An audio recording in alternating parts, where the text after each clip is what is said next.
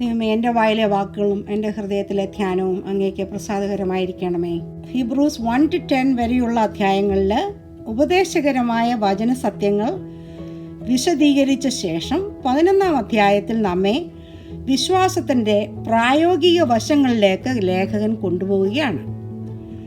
Application of Christian faith. Faith അഥവാ വിശ്വാസം എന്ന വാക്കിൻ്റെ ഡെഫിനിഷൻ കുറിച്ചുകൊണ്ടാണ് ഈ 11-ാം അധ്യായം തുടങ്ങുന്നത്. നമുക്ക് 11-ാം അധ്യായം 1-2 വായിക്കാം. വിശ്വാസം എന്നതോ ആശിക്കുന്നതിൻ്റെ ഉറപ്പും കാണാത്ത കാര്യങ്ങളുടെ നിശ്ചയവുമാവുന്നു. അതിനാലല്ലോ പൂർവന്മാർക്ക് സാക്ഷ്യം ലഭിച്ചത്. ഈ 1-ാം വാക്യം ചെറുപ്പം മുതൽ നമ്മൾ കാണാതെ പഠിക്കുന്ന ഒരു വാക്യമാണല്ലോ.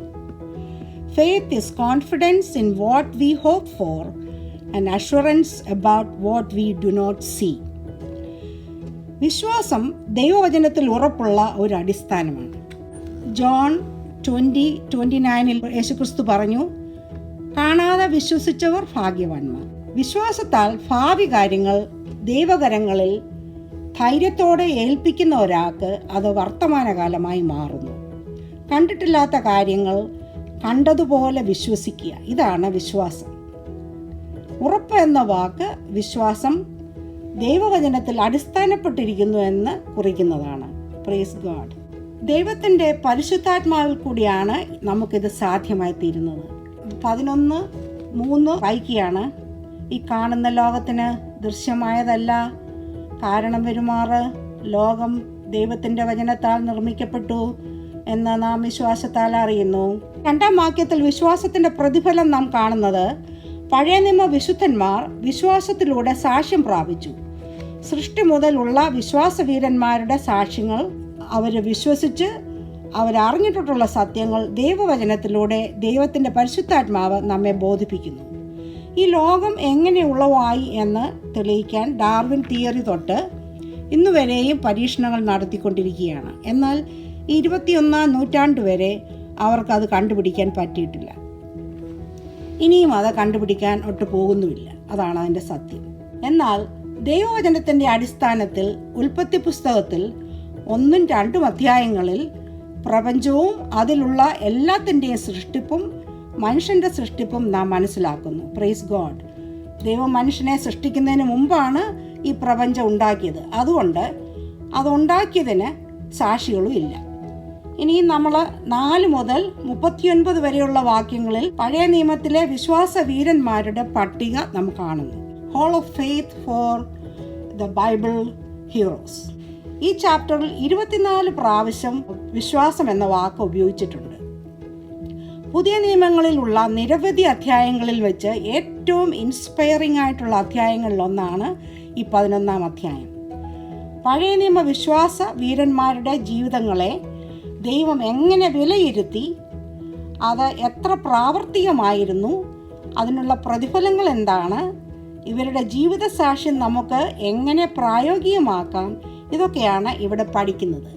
എന്നാൽ ഞാൻ ഓർത്തു ഇതെപ്പോഴും പരിചയമുള്ള ഒരു ചാപ്റ്റർ ആയതുകൊണ്ട് എനിക്കിത് വേഗം തീർക്കാമെന്ന് ഓർത്തു. എന്നാൽ 13 ചാപ്റ്റേഴ്സ് ഉണ്ടായിട്ട് എനിക്ക് ഏറ്റവും കൂടുതൽ സമയം എടുക്കേണ്ടി വന്നത് ഈ ചാപ്റ്ററിനാണ്. എവിടെയാണ് ആ വിശ്വാസം നമ്മൾ കാണുന്നതെന്ന് കണ്ടുപിടിച്ചിട്ട് അതിനാണ് സമയമെടുത്തത്. ഞാൻ 11:4 വായിക്കുകയാണ്. വിശ്വാസത്താൽ ഹാബേൽ ദൈവത്തിന് കായിൻ്റേതിലും ഉത്തമമായ യാഗം കഴിച്ചു. അതിനാൽ അവന് നീതിമാൻ എന്ന സാക്ഷ്യം ലഭിച്ചു. ദൈവം അവൻ്റെ വഴിപാടിന് സാക്ഷ്യം കൽപ്പിച്ചു. മരിച്ച ശേഷവും അവൻ വിശ്വാസത്താൽ സംസാരിച്ചു കൊണ്ടിരിക്കുന്നു. 5, 6, 7 വാക്യങ്ങളിൽ നാം ഹാബേൽ, ഹാനോക്ക്, നോഹ എന്നിവരുടെ ജീവിത സാക്ഷ്യങ്ങളാണ് കാണുന്നത്. ജലപ്രളയത്തിന് മുമ്പ് ജീവിച്ച ആളുകളാണ് ഇവർ. നോഹ ഓഫ് കോഴ്സ് ജലപ്രളയത്തിന് മുമ്പും ജലപ്രളയത്തിൻ്റെ സമയത്തും അത് കഴിഞ്ഞും ജീവിച്ച ഒരാളാണ് എന്ന കാര്യം ശ്രദ്ധേയമാണ്. ഹാബേലിൻ്റെ കാര്യം പറഞ്ഞാൽ ആദാം ഹവ്വ യഹോവയുടെ മുമ്പാകെ പാപം ചെയ്തത് മൂലം ഏദൻ തോട്ടത്തിൽ നിന്നും ദൈവ സംസർഗത്തിൽ നിന്നും മാറ്റപ്പെട്ടു. അവർക്ക് 2 മക്കളുണ്ടായി, കായീൻ ആൻഡ് ഹാബേൽ. കായീൻ കൃഷിക്കാരനും ഹാബേൽ ആട്ടിടയനുമായിരുന്നു. കായീൻ തൻ്റെ നിലത്തിൻ്റെ അനുഭവത്തിൽ നിന്നും യഹോവയ്ക്ക് ഒരു വഴിപാട് കൊണ്ടുവന്നു. ഹാബേലും തൻ്റെ ആട്ടിൻകൂട്ടത്തിൽ നിന്നും ഒരു വഴിപാട് കൊണ്ടുവന്നു. യഹോവ ഹാബേലിലും അവൻ്റെ വഴിപാടിലും പ്രസാദിച്ചു. കായീൻ തൻ്റെ അനുജനായ ഹാബേലിനോട് കയർത്ത് അവനെ കൊന്നു. ഇതാണ് നമ്മൾ ജനസിസ് 4 വായിക്കുന്നത്. കയീൻ തൻ്റെ പ്രയത്നത്തിൽ നിന്നുമുള്ള വഴിപാടാണ് കൊണ്ടുവന്നത്. ഹാബേൽ രക്ഷയുടെ മാർഗം സ്വീകരിച്ചു, വിശ്വാസത്തിൽ തൻ്റെ യാഗം അർപ്പിച്ചു. അവൻ്റെ വിശ്വാസം മൂലം അവൻ ദൈവത്തെ അനുസരിച്ചു, അത് അവന് നീതിയായി കണക്കിട്ടു. അവൻ ഇപ്പോഴും വിശ്വാസികളുടെ ഒരു സാക്ഷിയായി ഇരിക്കുന്നു. കായീനോ സ്വന്തം പ്രവൃത്തിയിൽ സ്വന്തം ഇഷ്ടത്തിൽ സ്വന്തം യാഗം തിരഞ്ഞെടുത്തു, അത് അവന് ശാപമായിട്ട് തീർന്നു. ഇതിൽ നിന്നും നാം പഠിക്കേണ്ടത് വിശ്വാസത്തോടു കൂടി ദൈവവചനത്തിലൂടെയും ആരാധനയിലൂടെയും ദൈവേഷ്ടം ചെയ്യുവാൻ ദൈവം നമ്മിൽ നിന്നും ആഗ്രഹിക്കുന്നു എന്നാണ്. Praise God. 5th വേഴ്സ് വായിക്കാം. വിശ്വാസത്താൽ ഹാനോക്ക് മരണം കാണാതെ എടുക്കപ്പെട്ടു. ദൈവം അവനെ എടുത്തുകൊണ്ടതിനാൽ കാണാതെയായി. അവൻ ദൈവത്തെ പ്രസാദിപ്പിച്ചു, എന്നാൽ അവൻ എടുക്കപ്പെട്ടതിന് മുമ്പേ സാക്ഷ്യം പ്രാപിച്ചു. ഹാബേലിൻ്റെ മരണം തൻ്റെ സ്വന്തം സഹോദരൻ്റെ കയ്യിൽ ലോകത്തിലെ ആദ്യത്തെ കൊലപാതകമായി മാറിയപ്പോൾ ഇതാ നാം മരണം കാണാത്ത ഒരു വിശ്വാസ വീരൻ്റെ സാക്ഷ്യം കാണുന്നു. ഇത് വിശ്വാസത്തിൻ്റെ 2 അറ്റങ്ങളാണ്. ഇതിൽ നിന്നും നാം മനസ്സിലാക്കുന്നത് ഈ താൽക്കാലികമായ ലോക ജീവിതത്തിന് മീതെ ഒരിക്കലും അവസാനിക്കാത്ത ശ്രേഷ്ഠമായ സ്വർഗത്തിലെ പ്രതിഫലങ്ങൾ നമ്മെ കാത്തിരിക്കുന്നു എന്നതാണ്. ഇത് മുഴുവനായി മനസ്സിലാക്കുവാനുള്ള അറിവ് നമുക്ക് ഇപ്പോൾ ഇല്ല. 1 കൊരിന്ത്യർ 13:12 വായിക്കുന്നു, ഇപ്പോൾ നാം കണ്ണാടിയിൽ കടമൊഴിയായി കാണുന്നു, അപ്പോൾ മുഖാമുഖമായി കാണും. ഇപ്പോൾ അംശമായി അറിയുന്നു, അപ്പോഴോ ഞാൻ അറിയപ്പെട്ടതുപോലെ തന്നെ അറിയും. ഹാനോക്ക് ദൈവത്തോടു കൂടെ നടന്നു, ദൈവം അവനെ എടുത്തുകൊണ്ടതിനാൽ കാണാതെയായി. ഹാനോക്കിനെ കുറിച്ച് നാം ആദ്യം വായിക്കുന്നത് ഉൽപ്പത്തി 5:19 മുതൽ 24 വരെയുള്ള വാക്യങ്ങളിലാണ്. ആദാമിൻ്റെ 7ാമത്തെ തലമുറയായിരുന്നു ഹാനോക്ക്. ഹാനോക്കിന് 65 വയസ്സുള്ളപ്പോൾ അദ്ദേഹം മെഥൂശലഹിനെ ജനിപ്പിച്ചു. ഹാനോക്കിന് 365 വയസ്സുള്ളപ്പോൾ ദൈവം അവനെ എടുത്തുകൊണ്ടുപോയി. ജൂഡ് 1:14-16 വായിക്കുമ്പോൾ ലേഖകൻ ഹാനോക്കിൻ്റെ ഒരു പ്രവചനം ആ ലേഖനത്തിൽ കോട്ട് ചെയ്തിട്ടുണ്ട്. അദ്ദേഹം വളരെ ഔട്ട്സ്പോക്കണായ ഒരു മനുഷ്യനായിരുന്നു എന്ന് നമുക്ക് ചിന്തിക്കാം. ഹാനോക്കിൻ്റെ മകൻ മെഥൂശലഹീൻ ലോകത്തിൽ ഏറ്റവും കൂടുതൽ ജീവിച്ചിരുന്ന മനുഷ്യനാണ്. 969 വർഷം അദ്ദേഹം ജീവിച്ചിരുന്നു. ഹാനോക്ക് ദൈവത്തിനെ പ്രസാദിപ്പിക്കുന്ന ഒരു ജീവിതം നയിച്ചു. ഹാനോക്ക് വിശ്വാസത്താൽ നടന്നതുകൊണ്ട് ഹാനോക്കിൻ്റെ നടപ്പ് ദൈവത്തിന് പ്രസാദമായിരുന്നു. നിയമങ്ങൾക്കും വ്യവസ്ഥകൾക്കും അപ്പുറേ ഹാനോക്ക് യഹോവയിലുള്ള പൂർണ്ണ വിശ്വാസത്തിൽ നടന്നു. ഹാനോക്ക് എടുക്കപ്പെടുന്നതിന് മുമ്പ് തന്നെ ഹാനോക്ക് ദൈവത്തെ പ്രസാദിപ്പിച്ചു, സാക്ഷ്യം പ്രാപിച്ചു. ഹാനോക്ക് രൂപാന്തരപ്പെട്ടു, സ്വർഗത്തിലേക്ക് എടുക്കപ്പെട്ടു.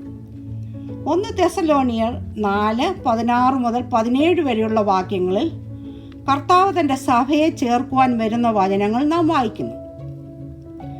അതുകൊണ്ട് ഹാനോക്ക് സഭയെ പ്രതിനിധീകരിക്കുന്നു എന്ന് ചിന്തിക്കാം. സഭയും ഒരിക്കൽ ഇങ്ങനെ ഹാനോക്ക് എടുക്കപ്പെട്ടതുപോലെ എടുക്കപ്പെടും. ഹാനോക്കിനെ പോലെ ദൈവസഭയും ദൈവത്തോടുകൂടെ നടക്കുന്നു. കർത്താവിൻ്റെ 2ാം വരവിൻ്റെ പ്രത്യാശയിൽ സഭ ഇന്ന് ജീവിക്കുന്നു. Praise the Lord. നമുക്ക് 6ാം വാക്യം വായിക്കാം. എന്നാൽ വിശ്വാസം കൂടാതെ ദൈവത്തെ പ്രസാദിപ്പിക്കാൻ കഴിയുന്നതല്ല. ദൈവത്തിൻ്റെ അടുക്കൽ വരുന്നവൻ ദൈവമുണ്ട് എന്നും തന്നെ അന്വേഷിക്കുന്നവർക്ക് പ്രതിഫലം കൊടുക്കുന്നുവെന്നും വിശ്വസിക്കേണ്ടതല്ലയോ? ഉൽപ്പത്തി 5:24 നാം ഇങ്ങനെ വായിക്കുന്നു, ഹാനോക്ക് ദൈവത്തോടുകൂടെ നടന്നു, ദൈവം അവനെ എടുത്തുകൊണ്ടതിനാൽ കാണാതെയായി. ഹാനോക്കിൻ്റെ വിശ്വാസത്തെക്കുറിച്ച് ഇതിൽ ഒന്നും പറഞ്ഞിട്ടില്ല. ദൈവത്തിൽ പരിപൂർണ വിശ്വാസം ഉള്ളതുകൊണ്ടാണ് ഹാനോക്ക് ദൈവത്തോടുകൂടെ നടന്നത് എന്നാണ് ഇവിടെ അപ്പോസ്തലൻ നമ്മെ പറഞ്ഞു മനസ്സിലാക്കുവാൻ ശ്രമിക്കുന്നത്. ഹാനോക്ക് ജീവനുള്ള ഒരു ദൈവമുണ്ട് എന്ന് പരിപൂർണമായി വിശ്വസിച്ചത് മൂലമാണ് ദൈവത്തെ അന്വേഷിക്കുകയും ദൈവത്തെ കണ്ടെത്തി ദൈവത്തോടുകൂടെ നടന്നതും. ദൈവം ഹാനോക്കിനെ എടുത്തതും അതുകൊണ്ട് മാത്രമാണ്. ഇതിൽ കൂടുതൽ ഒരു പ്രതിഫലം നമുക്ക് കാണുവാൻ പറ്റുമോ? ദൈവമേ സ്തോത്രം. നമുക്ക് 7ാമത്തെ വാക്യം വായിക്കാം. വിശ്വാസത്താൽ നോഹ ഇതുവരെ കാണാത്തവയെക്കുറിച്ച് അരുളപ്പാടുണ്ടായിട്ട് ഭയഭക്തി പൂണ്ട് തൻ്റെ കുടുംബത്തിൻ്റെ രക്ഷയ്ക്കായിട്ട് ഒരു പെട്ടകം തീർത്തു. അതിനാൽ അവൻ ലോകത്തെ കുറ്റം വിധിച്ചു വിശ്വാസത്താലുള്ള നീതിക്ക് അവകാശിയായി തീർന്നു. നോഹ നീതിമാനും തൻ്റെ തലമുറയിൽ നിഷ്കളങ്കനുമായിരുന്നു. നോഹ ദൈവത്തോടുകൂടെ നടന്നു. ആശിക്കുന്നതിൻ്റെ ഉറപ്പും കാണാത്ത കാര്യങ്ങളുടെ നിശ്ചയവുമാണ് വിശ്വാസം. ആ ഡെഫിനിഷൻ ഇപ്പോൾ നോഹയിൽ കൂടി തെളിയപ്പെട്ടിരിക്കുകയാണ്.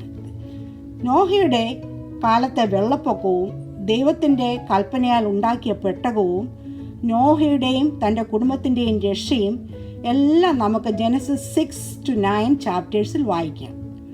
ഉൽപ്പത്തി 2:5-6 വരെയുള്ള വാക്യങ്ങളിൽ ദൈവം ഭൂമിയെ സൃഷ്ടിച്ചപ്പോൾ മഴ അയച്ചിട്ടില്ലായിരുന്നു എന്ന് എഴുതിയിരിക്കുന്നു. മഴ എന്ന വാക്ക് നാം ആദ്യമായി കാണുന്നത് ജെനസിസ് 7:4 ദൈവം നോഹയോട് സംസാരിക്കുന്ന സമയത്താണ്. അതുകൊണ്ട് തന്നെ മഴയും വെള്ളപ്പൊക്കവും നോഹയ്ക്കും നോഹയുടെ ദേശക്കാർക്കും അപരിചിതമായിരുന്നു എന്ന് നമുക്ക് ചിന്തിക്കാം. നോഹയുടെ മനസ്സിൽ 1000 സംശയങ്ങളും ചോദ്യങ്ങളും കാണുമായിരിക്കാം. എന്നാൽ ദൈവത്തിലുള്ള സമ്പൂർണ്ണ വിശ്വാസം നോഹയെ പൂർണ്ണ അനുസരണത്തിലേക്ക് വഴി നടത്തി. ഇതുമൂലം നോഹയുടെ പേർ ബൈബിളിലെ വിശ്വാസവീരന്മാരുടെ കൂട്ടത്തിൽ ചേർക്കപ്പെട്ടു. Praise God. ദൈവത്തോട് ഭയഭക്തിയുള്ളവനായിരുന്നു നോഹ. തൻ്റെ കുടുംബത്തിൻ്റെ രക്ഷയ്ക്കായി യഹോവ കൽപ്പിച്ചത് അനുസരിച്ചു. ഒരു പെട്ടകം പണിതു. അതുമൂലം നോഹ വിശ്വാസത്താൽ ഉള്ള നീതിക്ക് അവകാശിയായി തീർന്നു. നോഹയുടെ പണികൾ, പ്രവൃത്തികൾ ഇതൊക്കെ കണ്ടിട്ടും നോഹയെ പുച്ഛിച്ച് നോഹയുടെ വാക്ക് നിരസിച്ചവർ ഭൂമിയിൽ നിന്നും മാറ്റപ്പെട്ടു. നമുക്ക് 8 മുതൽ 12 വരെയുള്ള വാക്യങ്ങൾ വായിക്കാം.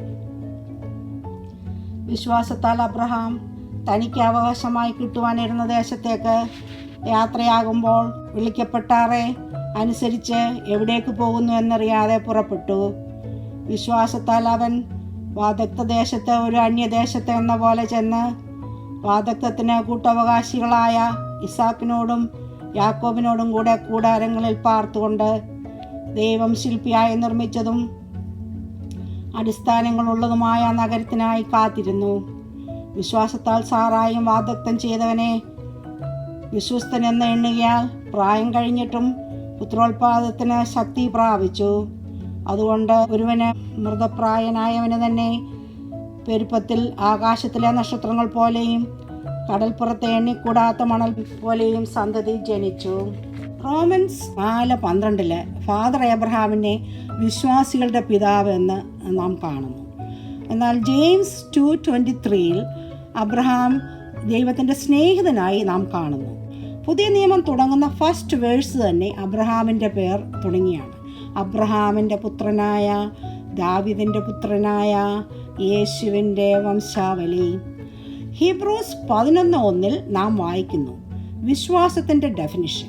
വിശ്വാസത്തിൻ്റെ ഡെഫിനിഷൻ നമ്മൾ അബ്രഹാമിൻ്റെ ജീവിതത്തിൽ കൂടി തെളിയിച്ച് കണ്ടു കഴിഞ്ഞു. ജെനസിസ് 12:1 മുതൽ 3 വരെയുള്ള വാക്യങ്ങളിൽ യഹോവ അബ്രഹാമിനോട് സംസാരിച്ചുവെന്നും ജെനസിസ് 12:7 യഹോവ അബ്രഹാമിന് പ്രത്യക്ഷനായി എന്ന് സംസാരിക്കുന്നതും നാം വായിക്കുന്നു.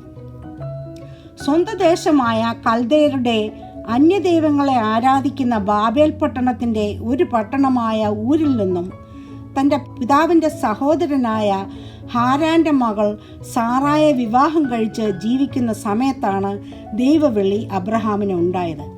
സദേൺ ഇറാഖിൽ ബാഗ്ദാദിൽ നിന്നും ഏകദേശം 200 മൈൽ അകലെയാണ് ഈ സ്ഥലം സ്ഥിതി ചെയ്യുന്നത്. ഇത് 2000 BC-യിലാണ് ഈ ദേശാന്തര ഗമനം അബ്രഹാം തുടങ്ങിയത്. ഇവിടെ നിന്നും ഹാരോൻ വഴി അബ്രാം കനാൻ ദേശത്ത് പോയി ഒരു പരദേശിയായി വാദക്ക നാടിനു വേണ്ടി ആഗ്രഹിച്ചുകൊണ്ട് കൂടാരങ്ങളിൽ പാർത്തു. ബൈബിളിലെ ഒന്നാമത്തെ വിശ്വാസ നായികയായ സാറ തനിക്ക് മകൻ ഉണ്ടാകുമെന്ന് കേട്ടപ്പോൾ സ്വന്തം ജഡത്തിൻ്റെ ബലഹീനത മൂലം വിശ്വസിച്ചില്ലെങ്കിലും സാറയുടെ വിശ്വാസം ദൈവം വർദ്ധിപ്പിച്ചു കൊടുത്തു. സാറ അബ്രഹാമിനോടുകൂടെ വാഗ്ദത്ത സന്തതിക്കായി കാത്തിരുന്നു. അബ്രഹാമിന് 100 വയസ്സും സാറായിക്ക് 90 വയസ്സുള്ളപ്പോൾ സാറ ഇസഹാക്കിൻ്റെ മാതാവായി. ശേഖേം, ബേഥേൽ, ഹെബ്രോൻ എന്നീ 3 സ്ഥലങ്ങളിലും അബ്രഹാം യാഗപീഠങ്ങൾ ഉണ്ടാക്കി ദൈവത്തെ ആരാധിച്ചു. ദൈവത്തിങ്കിലേക്കുള്ള സമ്പൂർണ്ണ വിശ്വാസം, അനുസരണ ഇതെല്ലാം ഇതിന് വഴികാട്ടിയാണ്.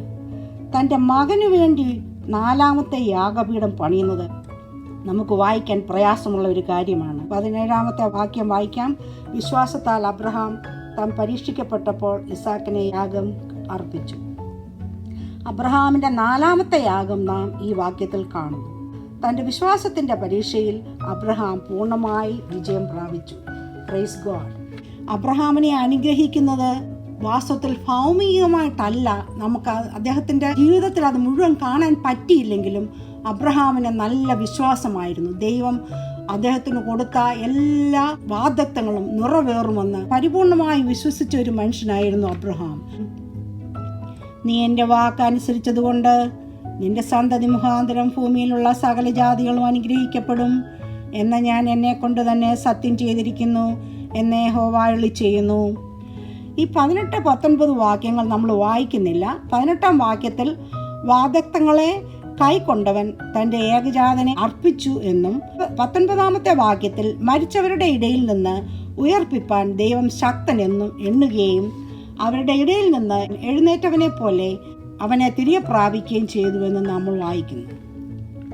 ഈ അനുഗ്രഹങ്ങൾ തൻ്റെ ജീവിതത്തിൽ അബ്രഹാം മുഴുവൻ കണ്ടിട്ടില്ല.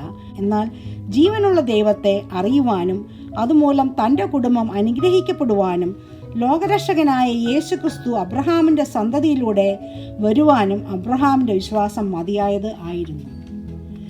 ജീവനുള്ള ദൈവം അബ്രഹാമിനോട് നേരിട്ട് ഇടപെട്ടതുപോലെ ഇന്ന് വചനത്താൽ പരിശുദ്ധാത്മാവിൻ്റെ നിറവിൽ ദൈവം നമ്മോട് സംസാരിച്ചു കൊണ്ടിരിക്കുന്നു. വിശ്വാസത്തിൻ്റെ പരിശോധനകൾ നമ്മുടെ ജീവിതത്തിൽ വരുമ്പോൾ അബ്രഹാം ആരാധനയോടെയും അനുസരണത്തിലൂടെയും തൻ്റെ വിശ്വാസത്തെ കാത്തതുപോലെ വാഗ്ദത്തങ്ങൾ പ്രാപിച്ചതുപോലെ ദൈവശബ്ദം തിരിച്ചറിയുവാനുള്ള വിശ്വാസവും അതിനുള്ള പ്രാർത്ഥനയും നമുക്ക് എപ്പോഴും ആവശ്യമാണ്. ഹാബേലിൻ്റെ ജീവിതത്തിൽ നിന്നും ദൈവത്തെ പ്രസാദിപ്പിക്കേണ്ടത് എങ്ങനെയെന്ന് നാം മനസ്സിലാക്കി. ഹാനോക്കിൻ്റെ ജീവിതത്തിൽ നിന്നും വിശ്വാസത്തോടെ ദൈവത്തിൻ്റെ കൂടെ നടക്കേണ്ട വിധം നാം മനസ്സിലാക്കി. നോഹയുടെ വിശ്വാസത്തിൽ നിന്നും വിശ്വാസത്താൽ നിന്നുമുള്ള രക്ഷ നാം മനസ്സിലാക്കി. അബ്രഹാമിൻ്റെയും സാറായുടെയും ജീവിതത്തിൽ കൂടി വിശ്വാസത്തിലുള്ള അനുഗ്രഹങ്ങൾ നാം കണ്ടു. ഈ വിശ്വാസ വീരന്മാരുടെ ജീവിതങ്ങൾക്ക് നമുക്ക് എത്ര സന്തോഷം പ്രദാനം ചെയ്യുന്നതാണ്. ഇത് നമ്മുടെ വിശ്വാസം വളരെ വർദ്ധിപ്പിച്ചു തരുന്നു. എൻ്റെ വിശ്വാസം വളരെ വർദ്ധിപ്പിച്ചു തന്നു. സമാധാനമില്ലാത്ത ഈ ലോകത്ത് വിശ്വാസത്തിൽ സ്ഥിരതയുള്ളവരായി ദൈവമേ അങ്ങയുടെ ദിവ്യ സമാധാനത്തിൽ ഞങ്ങളെയും ഞങ്ങളുടെ കുടുംബങ്ങളെയും ഞങ്ങളുടെ പ്രാർത്ഥന ആവശ്യപ്പെട്ടിരിക്കുന്ന പ്രിയപ്പെട്ടവരെയും ദൈവമേ നടത്തണമേ എന്ന് പ്രാർത്ഥിച്ചുകൊണ്ട് ഈ ഹീബ്രൂസ് 11:1-19 വരെയുള്ള ബൈബിൾ സ്റ്റഡി ഇവിടെ ചുരുക്കുക.